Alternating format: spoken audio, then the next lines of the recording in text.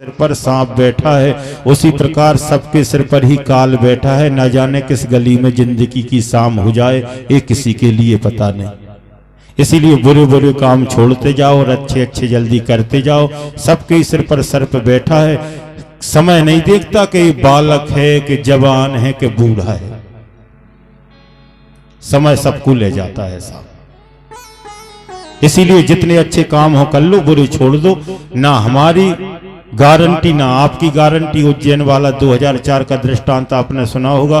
2004 में एक दादा उज्जैन के कुंभ में सिगरेट पीते पीते जा रहे थे, एक पाइप निकला था, उससे सिर टकराया, गिरे। गिरन और मरण एक साथ में हो गई, सिगरेट जलती रही, खुद बुझ गए। अब इतनी गारंटी वाला तो मनुष्य का शरीर है, लेकिन प्लान कितने लंबे चौड़े चौड़े, कितने बड़े बड़े, किसी का भरोसा नहीं। आप कहो कि बालक, हम अभी बालक हैं, ना जा पाए, ऐसा कभी भी विश्वास नहीं करना चाहिए। क्यों? क्योंकि भगवान श्री कृष्ण एक पर्दा के पीछे खड़े हुए थे और द्रौपदी के बालकों का गला काट कर अश्वत्थामा ले गया था। तो इसीलिए समय का कोई पता नहीं। इसीलिए समय देख कर करियो काम और तुम्हारी पथ राखेंगे राम, ऐसा महापुरुषों ने बताया। दूसरा, उन पर भस्मी लगाई है। शंकर जी भस्म लगाकर क्यों गए हैं, हल्दी तेल लगाकर क्यों नहीं गए? उसका कारण है, शंकर जी जानते हैं कि एक दिन राख तो बनना ही है इस शरीर का। इसीलिए पहले से ही स्वीकार लो कि बनना है तो क्यों लगाए। दूसरा, उनका श्रृंगार चंद्रमा जमा कर रख दिया। और कोई भी बेटी का बाप अपनी बेटी के लिए बालक देखने को जाता है तो सबसे पहले देखता है लाइट की व्यवस्था इनके घर में कैसी है। तो चंद्रमा वहां थी। जल की व्यवस्था गंगा जी जटाओं में बैठी है। इसीलिए शंकर जी का आधा परिक्रमा लगता है। सब कहते हैं कोई 1 परिक्रमा से प्रसन्न हो जाता है, कोई 4 परिक्रमा से, कोई 8 परिक्रमा। शंकर जी कहते हैं हमारा आधा दे लो, इतने में ही प्रसन्न। अब शंकर जी बैठे थे नंदीश्वर पर, बेल पर बैठे हैं। बेल धर्म का प्रतीक है, धर्म को साथ में लेकर चले हैं। और हाथ में भी कुंडल कंकन पहरे ब्याला, हाथों में भी कुंडल कंकन वगैरह जो पहने हैं वो इस सर्प। सर्प ज्यादा क्यों? सर्प इसीलिए लपेटे हैं कि सर्प और घर में पैसा एक बराबर के होते हैं। पैसे के भी पांव नहीं होते और सांप के भी पांव नहीं होते, लेकिन कितने आते हैं और कितने जाते हैं पता ही नहीं लगता। इसीलिए बैठे। बच्चों को शांत करके बिठाओ। तो जैसे ही वहां पर श्री सुखदेव जी महाराज वर्णन करते हैं, तुलसीदास जी महाराज रामचरितमानस में वर्णन करते हैं, जैसे ही भोले बाबा की बारात चली। अब कोई छोटे मोटे लोग की बारात तो थी नहीं, भोले बाबा 3 लोग के नाथ। तो सूर्य नारायण भगवान अपनी पूरी समाज लेके आए, चंद्रमा अलग आए, विष्णु भगवान अलग आए, नारद जी अलग आए, सब देवताओं का समाज। और जैसे ही बारात चलने लगी और तुलसीदास जी महाराज ने देखा ठीक है, लेकिन नारद जी विष्णु भगवान से कहने लगे कि महाराज देख लो ये है दूल्हा। शंकर जी का रूप देखकर नारद जी विष्णु भगवान से कह रहे थे प्रभु अगर इनके लिए आगे करके ले चलते हैं तो कोई गांव में अपनी स्वागत नहीं होगी। आपकी अगर मान जाए तो पीछे तो कर दो। विष्णु भगवान कहने लगे ओगड़दानी सब है, बैठ जाएंगे तो खड़े भी नहीं होंगे, जैसे चल रहे हैं चलने दो। और तुम्हें ज्यादा आगे होने का मन है तो दौड़ दौड़ के आगे हो जाओ। सब देवताओं ने होशियारी करी, दौड़ दौड़ के आगे हो गए। पीछे शंकर भगवान अकेले रह गए। शंकर भगवान ने अपने गण वीरभद्र से कहा कि भैया अपनी तो शादी और अपनी समाज के कम अच्छे थोड़ी लगेंगे, तो क्या करूं महाराज, मानसिक मंत्र शक्ति का प्रयोग कर दुनिया में जितने भूत हैं सबे बुलाओ। और जैसे ही मंत्र पढ़ा भारत के भूत आए तो आए, विदेशों के भी आने लगे। भारत के हर हर महादेव कहते हुए आए, विदेशों के हाय हाय कहते हुए आए। नाचें गावें गीत परम तरंगन, भूत सब देखें अति विपरीत। ये भूतों वाले बाजी मत बजाओ, ये बच्चे डरेंगे। तो किसी के 10 हाथ लगे हैं तो पैर नहीं है, किसी के पैर ही पैर हैं तो हाथ नहीं है, किसी के मुख भी नहीं है, कोई विपुल मुख, कोई अति मुख, कोई एक भी मुख नहीं। ऐसे सब चले और जिस गांव में होकर निकलते सबके फाटक बंद हो जाते। नहीं, रात में फाटक 12 बजे भी खुल जाते। बारात जा रही, अपन भी दूल्हा देख ले। क्यों? भूतन की बारात ओ राम जी, भूतन की ओ राम जी, भूतन की बारात ओ राम जी, भूतन की बारात ओ राम जी,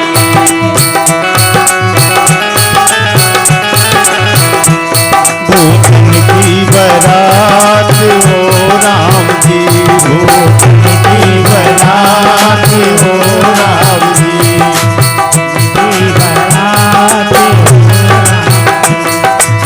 ओ राम जी, ओ राम जी, ओ राम जी, ओ राम जी, ओ भूतन की बारात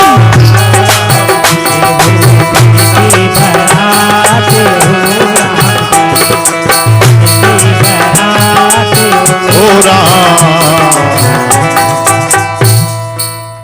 तो ऐसा वर्णन आया है, भूतों की बारात चली और तुलसीदास जी महाराज ने दिव्य दृष्टि से देखा और विचार किया कि अब काम ठीक रहा। जस दूल्हा तस बनी बराता, जैसा दूल्हा है अब वैसे बराती हो गए। और बराती नहीं कहा, बराता है। पहले 18 कोस में बारात चल रही थी, लेकिन जब पूरे भूत एकत्रित हो गए तो 36 कोस में बारात हो गई। अब कोई शंकर भगवान से देवता बात करना चाहे कि दूल्हा से थोड़ी बहुत बात कर लें, घूम आए उसके घोड़े के पास, हाथी के पास, बैल के पास, तो भूत अंदर ही नहीं जाने देते। एक एक करके समाज निकलती गई। सबसे पीछे भूतों वाली बारात आ रही थी।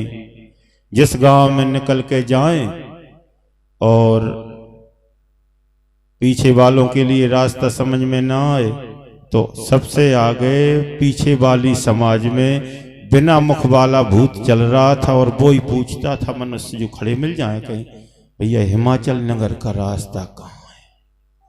तो लोग बेहोश हो जाएं कि हमारा रास्ता उधर दिख रहा है, तुम्हारा रास्ता तुम जाओ। क्योंकि बिना मुख वाला भूत अगर पूछे तो ऐसी हालत तो होगी। चलते गए चलते गए चलते गए, हिमाचल नगर के पास में पहुंचे। जैसे ही ढोल धमाके की आवाज आई, हिमाचल नगर के प्रवासी देखने के लिए आए। चलो पार्वती जी ने इतनी तपस्या करी है, दूल्हा के लिए देखाएं।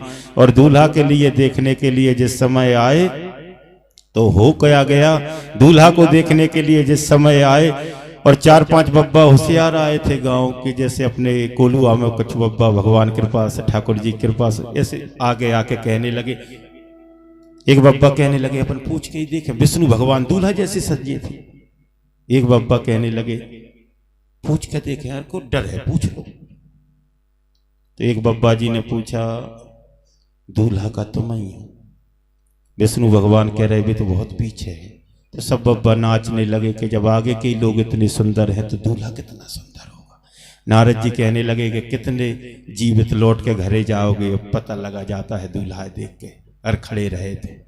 एक एक करके समाज गई और वहां पर व्यवस्था भी ऐसी करवाई थी। हिमाचल महाराज ने विष्णु भगवान को रहने के लिए अलग से ही एक मकान बनवाया था। ब्रह्मा जी को अलग, चंद्रमा को अलग, जितने लोग साथ में गए थे सबके अलग अलग मकान वहां पर बनवाए गए थे, सबको अलग अलग व्यवस्था। और जैसे ही शंकर भगवान की समाज आई फिर तो किसी के वाहन नहीं ठहरते, गिरते पड़ते भागे वहां से। छोटे छोटे बालक अपने घर पहुंचे। माताओं ने कहा बेटा दूल्हा देख आयो। बालक कहने लगे मां पहले तो फाटक बंद कर दो। और दूल्हा मूला कुछ नहीं आया। तो हमें तो मां पागल सा समझ में आ रहा था। बैल का मुख आगे के लिए था, पूछ पकड़ के बैठा था पीठ। अच्छा हाँ। और आज तो जिसके फाटक खुल गए समझ लो मर ही गया। सबके फाटक बंद हो गए। और ऐसा नियम था हिमाचल नगर में। देखो भैया देश काल परिस्थिति सब अलग अलग होती है, हर समय के अलग अलग नियम। तो वहां पर पहले नियम था, सास जब आरती उतार लेती थी मुख्य द्वार पर तभी दूल्हा जनवासे के लिए जाता था। गुजरात में अलग नियम, गुजरात में आरती नहीं होती। गुजरात में ऐसा नियम है कि जब बारात आती थी तो सब आती है अभी भी, तो सब लोग तो चले जाते हैं जनवासे के लिए, लेकिन दूल्हा मुख्य द्वार पर पहुंचता है और सास नाक पकड़ के देखती है, तब दूल्हा जनवासे के लिए जाता है। नियम है अपनी अपनी अलग।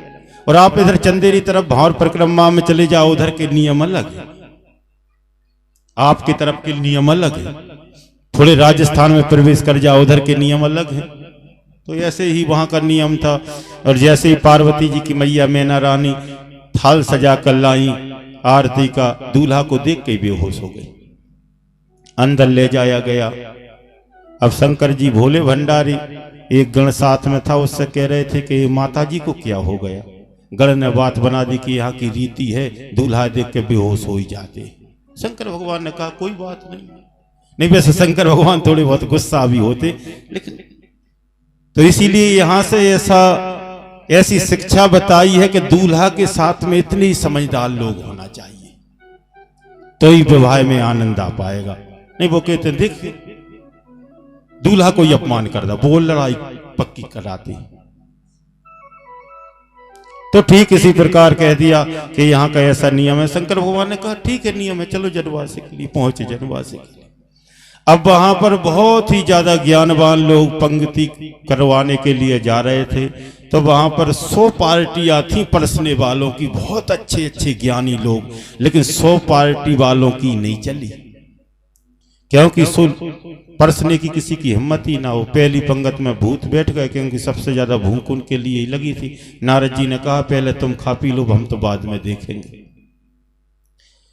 तो स्वागत सम्मान वाले परसने वाले नहीं समझ पाए कि जिनके 10 मुख लगे हैं उनके सामने एक पत्तल से ही काम चलेगा, वो के 10 डाले। अब बुद्धि नहीं काम नहीं करे, और जिनके एक भी मुख नहीं है उनके सामने कितनी पत्तल डालें कि ना डालें। वो जाएं वो वापस आ जाएं, हमें समझ में नहीं आ रहा, हमें समझ में नहीं आ रहा। नारद जी ने फिर कहा कि भैया तुम्हारी परोस तुम ही कर लो, सामान रख दो साबिन के लिए, वो परस लेंगे। ऐसी व्यवस्था फिर देवताओं के लिए परोस हुई। फिर रात्रि के समय, शाम के समय, जैसे भोले बाबा की भावर परिक्रमा का समय हुआ, 12 उठा गनावने के बाद में, तो भावर परिक्रमा के समय देवता लोग पंडित जी के लिए बहुत होशियारी बता रहे थे। देवता कह रहे थे पंडित जी जल्दी करो, इतने लंबे चौड़े तुम मंत्र बोल रहे। देवता सोच रहे थे कि दूल्हा देख के ये घर के लोग मना ना कर दें कि शादी नहीं करेंगे, और शादी नहीं करेंगे तो बालक नहीं होगा, और बालक नहीं होगा तो राक्षस नहीं मरेगा। इसीलिए कह रहे थे कि जल्दी हो जाए तो फिर थोड़ी बदल पाएंगे, महाराज जल्दी करो। तो पंडित जी ने भी जल्दी जल्दी मंत्र बोले। अब देवताओं ने जल्दी करी तो पंडित जी ने जल्दी करी, और पंडित जी ने जल्दी करी तो तुलसीदास जी महाराज ने भी जल्दी करी। भगवान शंकर का विवाह संस्कार हो गया। और भगवान शंकर का जब विवाह संस्कार हुआ, जब यहाँ से विदा लेके गए, तो कितनी जल्दी में तुलसीदास जी महाराज थे, एक चौपाई में 1 वर्ष बाद इनके यहाँ एक बालक हुआ बताया। तब जन्मे उसड बदन कुमारा, तारक असुर समर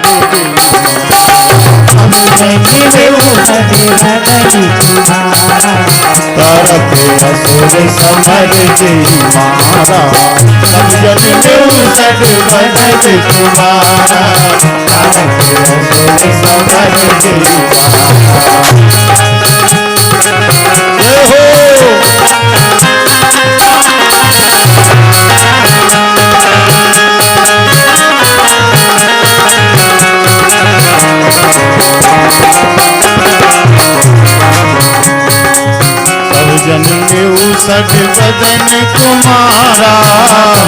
उसड बदन कुमारा, तारक असुर समर जय जन्मे उसड बदन कुमारा, तारक असुर समर जय मारा।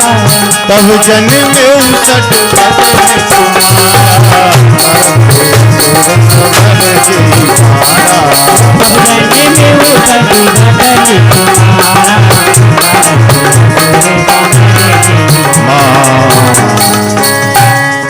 षडबदन कुमार माने कार्तिकेय भगवान का अवतार हुआ। और कार्तिकेय भगवान ने समर में तब जन्मे षडबदन कुमारा। और तारक असुर, तारक असुर नाम का जो असुर था, जो देवताओं के लिए बहुत ज्यादा विपत्ति देता था, उसका उद्धार कर दिया। देवता प्रसन्न हो गए, ऐसी कथा है। लेकिन शंकर भगवान के थोड़े परिवार के बारे में और चर्चा करें तो शंकर भगवान के परिवार में ज्यादा लोग यही रहते हैं, इसीलिए सब परिवार की प्रतिष्ठा कराई जाती है।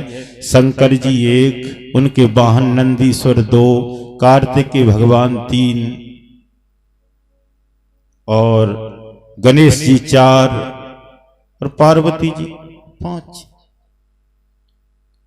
और एक और उनकी बेटी थी, बेटी की शादी हो गई थी नहीं, वो भी बेटी का, शंकर भगवान की बेटी का नाम था ओखा।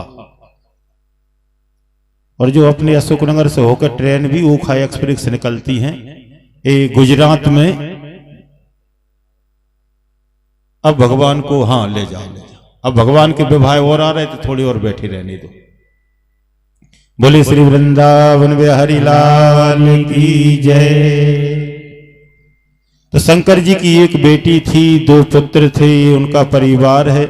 लेकिन शंकर जी के परिवार के वाहन देखो कितने विचित्र हैं। वहीं शंकर जी का बैल रहता है, वहीं पार्वती जी का शेर रहता है। शेर और बैल एक साथ में कभी नहीं रह सकते। लेकिन वहां पर क्यों रह रहे हैं? उनके परिवार में भजन करने वाले ज्यादा है, और जिनके परिवार में भजन करने वाले रहते हैं उनके परिवार में सामंजस्य बना रहता है। फिर आप देख लो, वहीं पर शंकर जी के आभूषण सर्प हैं, वहीं पर कार्तिकेय भगवान का मोर है। मोर और सांप एक साथ में नहीं रह सकते, लेकिन है वहां पर। वहीं पर गणेश जी का चूहा है, वहीं पर शंकर जी के आभूषण सर्प है। सांप और चूहा एक साथ नहीं रह सकते। लेकिन एक घाट पर पानी पी रहे थे। क्यों? जिनके परिवार में भजन ज्यादा होता है, जिनके गांव में भजन ज्यादा होता है, उनके गांव में, परिवार में, घर में लड़ाई झगड़े होते ही नहीं। तो हम तो सबसे हाथ जोड़ कर निवेदन कर रहे हैं, भैया घर में कोई बब्बा या कोई बहू इतना भजन पूजन करो जिससे घर में शांति बनी रहे।